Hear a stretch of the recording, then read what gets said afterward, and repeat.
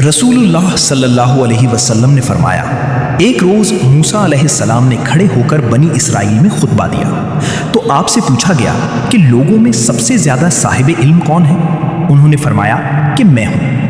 اس وجہ سے اللہ کا غصہ ان پر ہوا کہ انہوں نے علم کو خدا کے حوالے کیوں نہ کر دیا۔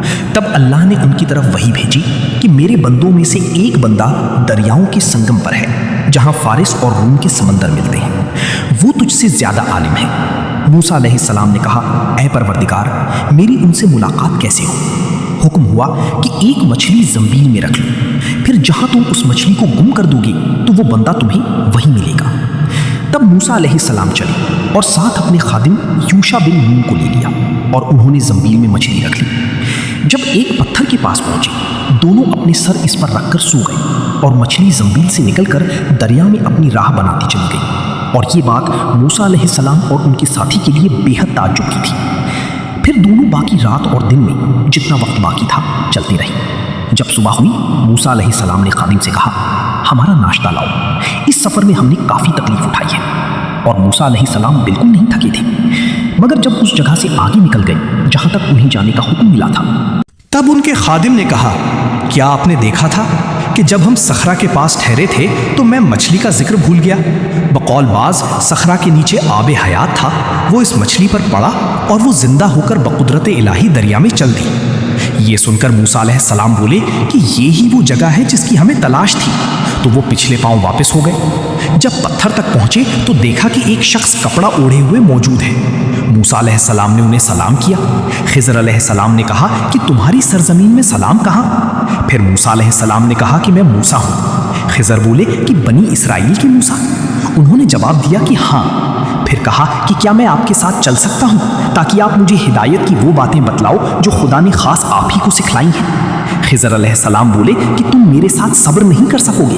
اسے موسیٰ، مجھے اللہ نے ایسا علم دیا ہے جسے تم نہیں جانتے، اور تم کو جو علم دیا ہے اسے میں نہیں جانتا۔ اس پر موسیٰ علیہ السلام نے کہا کہ خدا نے چاہا تو آپ مجھے صابر کرو گے اور میں کسی بات میں آپ کی نافرمانی نہیں کروں گا۔ پھر دونوں دریا کے کنارے کنارے پیدل چلے۔ ان کے پاس کوئی کشتی نہ تھی کہ ایک کشتی ان کے سامنے سے گزری تو کشتی والوں سے انہوں نے کہا کہ ہمیں بٹھا لو۔ خضر علیہ السلام کو انہوں نے پہچان لیا اور بغیر کرایہ کے سوار کر لیا۔ اتنے میں ایک چڑیا آئی اور کشتی کے کنارے پر بیٹھ گئی۔ پھر سمندر میں اس نے ایک یا دو چونچیں ماری۔ اسے دیکھ کر خضر علیہ السلام بولے کہ اے موسیٰ علیہ السلام، میرے اور تمہاری علم نے اللہ کے علم میں سے اتنا ہی کم کیا ہوگا جتنا اس چڑیا نے سمندر کے پانی سے۔ پھر خضر علیہ السلام نے کشتی کے تختوں میں سے ایک تختہ نکال ڈالا۔ موسیٰ علیہ السلام نے کہا کہ ان لوگوں نے تو ہمیں کرایہ لیے بغیر مفت میں سوار کیا اور آپ نے ان کی کشتی کی لکڑی اکھاڑ ڈالی تاکہ یہ ڈوب جائے۔